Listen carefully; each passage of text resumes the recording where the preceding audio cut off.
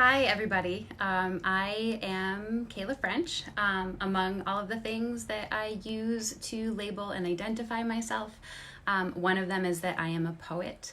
I wrote really bad, angsty poetry in middle and high school. And then in college here at SUNY Potsdam, in my sophomore year, I took a poetry writing workshop with the late, great Dr. Maurice Kenny. It was a heyday of writers and writing, the cliches of young poets gathering in dark, dingy bars to talk about metaphor and workshop poetry was happening on the regular then. And for whatever reason, Dr. Kenny saw something in me and he set out to mold me into a poet, which is something he worked on until his dying day in 2016. I owe a lot to him, including the meeting of my husband, and the rest, they say, is history. So I'm also the vice president of the board of directors for the St. Lawrence County Arts Council, the amazing organization that is bringing you this Art for Art's Sake series. The Arts Council is a nonprofit organization with the mission of supporting art and artists and the consumption of art within this North Country region. The Arts Council puts up artist shows, we host workshops and classes, promote collaboration, and we work to promote the vibrancy of art in our culturally rich rural neighborhood. So if you're an artist or you love art, which you must because you're here, then if you can, consider making a donation, or better yet, becoming a supporting member. Right now we're in the process of developing a community arts center in downtown Potsdam, and with the cancellation of all of our programming for the foreseeable future, we could really use all the support that we can get right now. We know that things are hard for everybody right now, but if you've got $1 to spend, or if you can commit to maybe $10 a month, it would really help us to continue to bring art to you and to support the artists who bring art to you and to foster that communal feeling that comes from sharing in art and artistic expression, something that is so desperately needed right now. So to learn more about what the St. Lawrence County Arts Council does, you can check us out at our website, slcartscouncil.org. And if you can spare some coin to support art in the North Country, go to slcartscouncil.org/give. So I'm going to be just reading some poetry for you for the next half hour or so. And I hope that you enjoy it. Look at all these people joining. Hi, guys. Hi, friends. Okay, so among the awkward things of giving a poetry reading from my bedroom / home office / plant nursery is that I'm going to be reading off of the screen that is below you. So I apologize if my eyes are diverted down while I read. So this first piece, unfortunately, it doesn't have a title. Don't tell Dr. Kenny that I didn't title it. I wrote this on February 29th. So this is a pretty new piece, and it does not have a title. It's been a while since anyone died, and I find it hard to write. Somehow my words, black characters on blank whiteness, are used to punctuate life, replacing periods with semicolons. The ground cannot hold you if you knew a writer. Sometimes you just have to write because you are not dead and the ground is too frozen now anyway.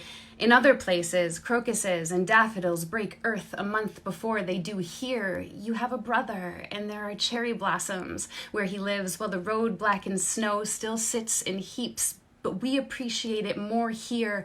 The strawberries first, then raspberries, blackcaps. We appreciate the brevity and intensity of existing. I can't eat a strawberry without thinking of the dead, can't hear the chirp of first robins, or feel fake spring sunshine on the back of my neck, jacket open. I know a blizzard is coming. The wasp stumbling across the floor, awakened from not death, does not know this isn't real. I sat down to write the brief moment of quiet that comes like spring and is as ephemeral because I am so very much alive. A white hum of furnace, white blanket of snow, blue sky, which we North Country folk means brutal cold, and I find a way to make my words about death. So I promise, hi everybody, I promise that I won't have all of my poems be about death and dead people, but some of them will. Be forewarned. Okay, This second piece, so I'm wearing my monarchs. You will see a lot of monarch imagery in my poetry. These are Sarah Lynch pieces that my husband had made for me at 2 separate occasions, my earrings. And so these are Sarah Lynch pieces. Sarah Lynch will be the guest artist on the Art for Art's Sake series tomorrow. So join us tomorrow at 4 and see a little bit of Sarah Lynch, who's watching. Hi, Sarah Lynch. This is fun. Oh, look at this. Okay, so this piece I wrote probably 6 years ago. This was before I had kiddos. I have 2 now. And this was a St. Lawrence County anyway, a SLAP assignment where we were to write a letter to somebody in our lineage, either past or future. And so this is called A Letter to Future You. Dear child, I want to tell you about one of the most beautiful days of my life. Your father and I were wanderers at the time, homeless, aimless, happier than we'd ever been. We went to the mountains in central Mexico where the monarch butterflies winter over. They migrate to Mexico from our home in the North Country all the way on papery wings. These were the same monarchs now covering the trees, pulling down every bough under their collective weight, plastering every trunk until the bark turned orange that we smiled at in Potsdam the summer before when we tossed out our old lives and embraced the impossible uncertainty of moving to a new country. This was a time of transformation for me. When they morph into a butterfly, did you know they retreat into their own body and pop their own skull off? They do. And these monarchs, whose flight mimicked the sound of rain, would fly just north enough to cross that border, have babies, and die. It would take 3 generations to make it home to Potsdam, 3 whole lives, and that 4th baby, born in the North Country, will make the long journey back to Mexico, embracing the impossible uncertainty of life in a new country. I want you to know about this day that we sat in the forest and watched as the sun peeked out from behind clouds. Tens of thousands of monarchs took to the sky to warm their wings and practice for their final flight, because I am afraid that you will never experience the beauty of a monarch butterfly. Just this summer and fall in Potsdam, I did not see a single one. I'm afraid I never will again, and I'm afraid I will bring you into a world without the majestic monarch. Every generation feels they are living through the end of time. I'm afraid that this time we may just be right. My grandparents' and parents' generations did enough damage to destroy our earth body, and my generation has not done enough to fix it. I don't know what that means for your generation. It means things that are scarier than the monsters that will inevitably reside under your bed. It means more than a world without monarchs. I am sorry I cannot bring you into a world as beautiful as the mountains of central Mexico. I'm sorry we've left you with a world that may not be able to sustain every one of your generation. I'm sorry little girls and little boys like you will die, or already dying, every day. I have friends who don't want to bring children into a collapsing world, who don't want to create life on a dying planet. Some friends with children are full of fear and regret that they created such beauty on a planet with people who kill the butterflies. I want you to come into this collapsing world. I want to create out of the love I have with your father, the love we have for humanity, the love we have for God and all of God's creation, you, life on this dying planet. I'm afraid that if I don't, we will keep killing the butterflies. We will keep killing. I believe in you, child. I believe in your strength and tenacity. My grandparents' and parents' generations did enough damage to destroy our earth body, and my generation has not done enough to fix it. You are the 4th generation, child. You are the one that gets to be born at home and are the one that has to make that incredible journey, a struggle I and your grandparents cannot conceive, a journey that seems impossible, to a place of magnificence and beauty and life. I've seen monarchs in the last few years. That makes me feel pretty hopeful. So this next one is kind of related. It's called Metamorphosis, and I wrote this one at the time that we were living in Mexico, and we had recently traveled to where the monarchs winter over. And so I wrote this piece, gosh, that was like 8 years ago now. So this is called Metamorphosis.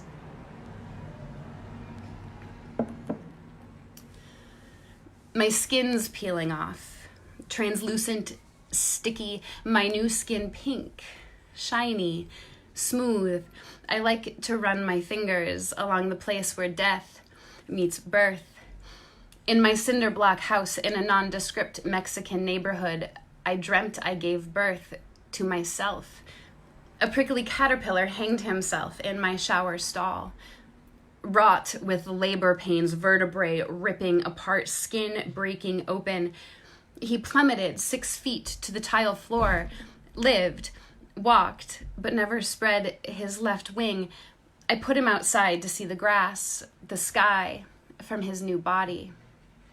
My skin peels off with the sound of the monarchs on Cerro Pelon when the sun peaks and they take to wing, frantically looking to mate, become new life before they die. In July, they traveled from Potsdam, New York, to Mexico. In July, I traveled from Potsdam, New York, to Mexico. Only their grandchildren's children will know my home I can't return to. My skin bubbles and bursts, sweat and pus cleansing the new flesh. My shoulders twist, straining to reach, to peel the last wrinkled, dirty, dead skin clinging to my shoulder blades. Okay, all right, so this piece, is an ode to Dr. Kenny, and I mentioned him in my intro a little bit. I owe so much of my life to him. He taught me how to write. He taught me how to be a person. He introduced me to my husband. And he was an incredible genius of a poet. And he died in 2016. And so I wrote this piece for him a few years ago, and it's called Wild Strawberries, in large part because in many of his poems, wild strawberries are a common image that he used throughout his work. There are some lines in here that I took from his work. If you want the copyright stuff, just shoot me a message and I'll give you like a MLA style bibliography or something. But I did take some work from his pieces and sort of wove them into my piece. So this is called Wild Strawberries and it's for Dr. Kenny. I did not eat wild strawberries last summer. The change came too quickly. One day, the blackening snow piled by roads, and the next my son was walking barefooted for the first time through tall greens, dandelions, born during the only blizzard of the season. New year, a dream as fresh as falling flakes, my toes sinking into earth to feel for the first time a mother. I did not eat wild strawberries, but I did not lose you, just time slipping like river through fingers spread. I suppose I should not be thinking of death, but it is April 15th, nearly Easter, and in my yard daylilies are peeking through wet earth. Robins sing on still bare boughs, and spring is on the maple bud. Tomorrow will be 1 year since you died, and my son is finding his voice in words. These two things awaken in me, like opening azalea, pink, vibrant, true, awareness of mortality. So this summer, I will go to greet and thank the wild strawberry. I will bloody my fingers with their juice and eat slowly, as you did, riding greyhound. I will let them roll around before mashing, seeds catching teeth. They will only be up for a drop of time. I will not miss it.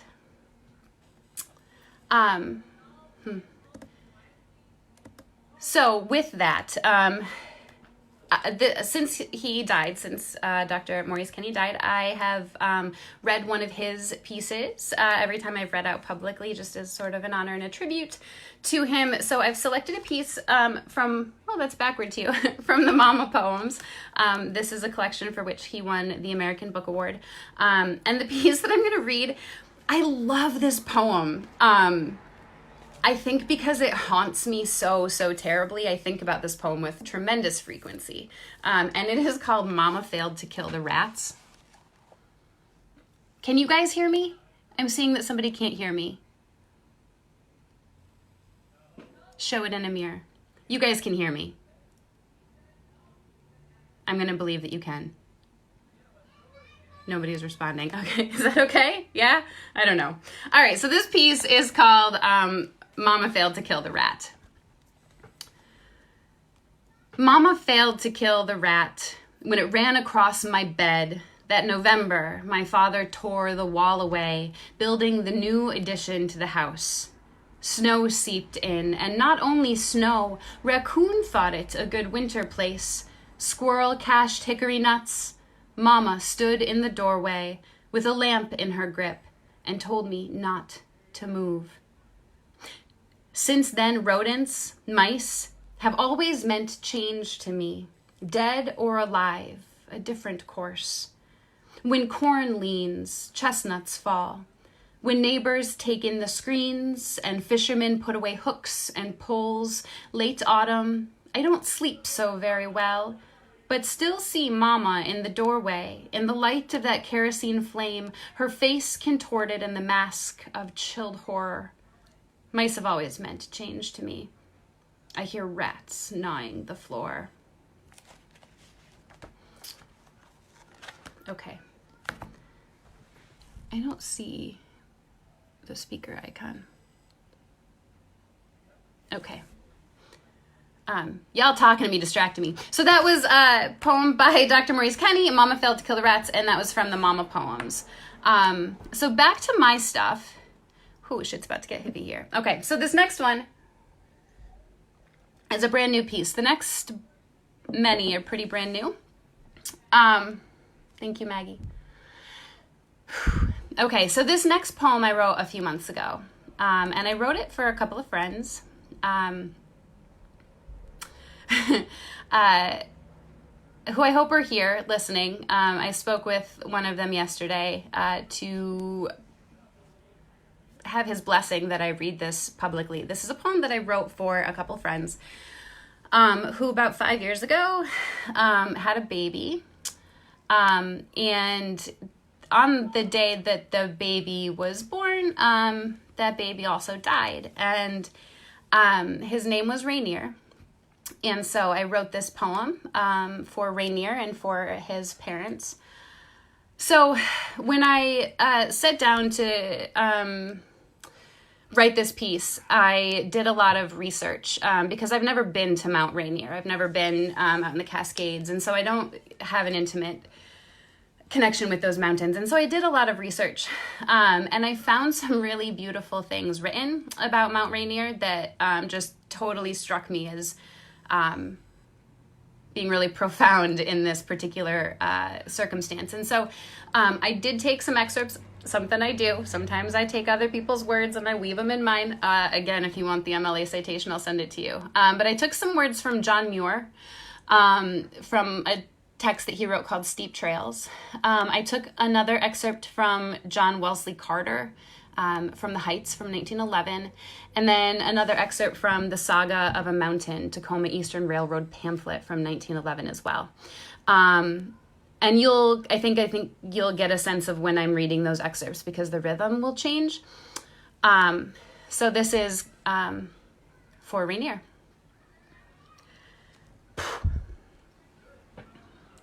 It was June, and there was a baby and birds. We North Country folk are hardy people. We endure. We chop wood and grow bushy beards and face harshness head on. And then spring. These were hardy folk.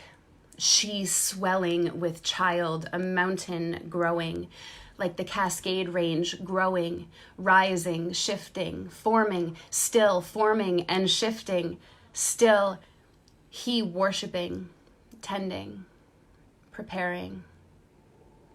And then the spring. These were hardy folk. The little girl climbing wire fences barefoot in her skirts. She moving rocks from the garden the day she was due to move a mountain from her womb. He worshiping, tending, preparing. Mount Rainier the child, Mount Rainier the spirit. Out of the forest at last there stood the mountain, wholly unveiled, awful in bulk and majesty, filling all the view like a separate newborn world, yet withal so fine and so beautiful it might well fire the dullest observer to desperate enthusiasm. And there the sublime, the ripping apart of self, the awe, the knee-bending awe. And there were birds singing. It was June. One's first view of Rainier or Tacoma can never be forgotten. It is the chosen Apollo among these giant cones that show themselves to men, rising in one majestic sweep from the surge of the Puget Sea to the stars of heaven. This sun god, this god of music and poetry, of healing and fire, this child mountain, child god mountain, mountain god, and everyone knows one cannot look upon God, embrace a god for long, and like the mountain cone that draws the eye slowly up to the stars of heaven, so too the child. And there were birds singing. It is so real, this mountain, yet so unreal that one may never altogether know it, for there is an indescribable ghostliness about it that suggests a living double personality. And when the families gather, the child is there, running with the pack of children we have brought into this harsh landscape, running in the middle, regal, imposing in magnitude, so beautiful, real, so real, and yet, and at night, when the house is quiet, the family abed, and he sits by the wood stove in the darkness, strumming guitar, writing songs about fire, tending to the fire. The child is there, calling for his father, who is ever worshiping, tending, and listening for birds.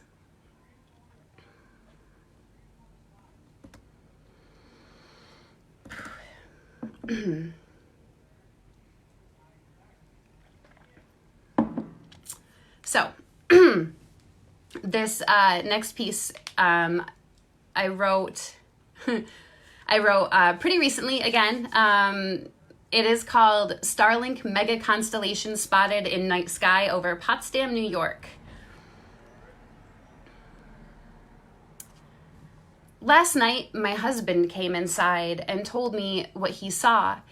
There were maybe 50 satellites in a perfect row across the sky, moving quickly. And did you hear about SpaceX and the internet? Starlink Mega Constellation, it's called, though they're not stars. Behind them, stars are gone. And he showed me a picture a friend posted on Facebook because she saw the same thing and captioned, "Can someone tell me what I just saw? Because my friend and I are totally freaking out right now." And I lay in bed, my toddler's small body, warm and soft as a bird, pressed to my rising and falling ribcage that nested him. Every atom in our bodies, each breath of oxygen in our lungs, the calcium, our bones, carbon, our muscles, iron, our blood is from a star that died before this earth, this child, was born. I hear my husband reading a book of dinosaurs, beings that have gone extinct, stardust turned earth dust, to my 4-year-old stardust. Certainly there have been ends of times before.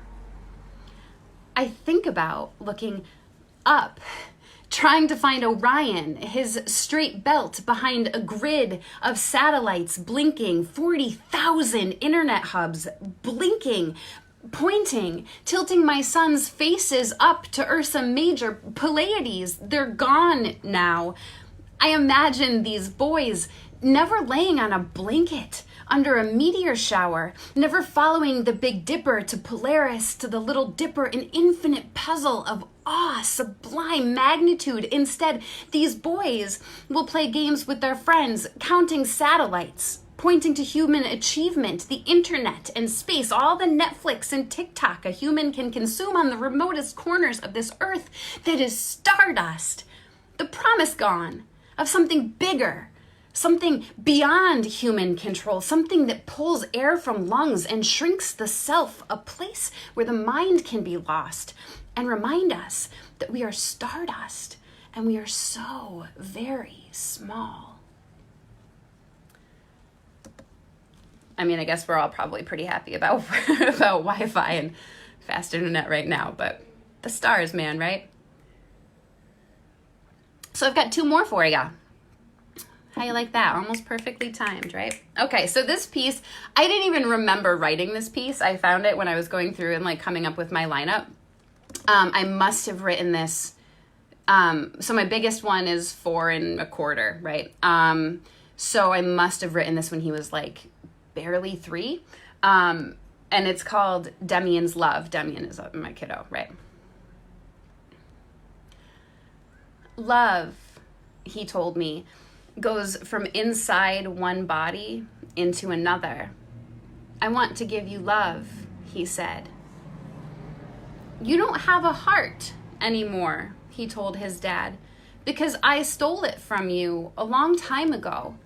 I want to give it back now so you can have love inside you. And with a gesture of his arms that looked like a wizard casting a spell, he gave back his dad's heart. The monkey, holy moly.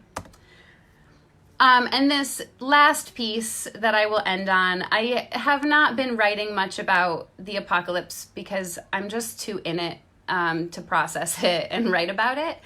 I think a lot of us are pretty in it. But I wrote this piece a couple of days ago because I was like, I'm going to write about the apocalypse. I should. And so this is called Fake Spring. Fake spring comes in March in the North Country. Skies are blue, and some days it's above 50 degrees.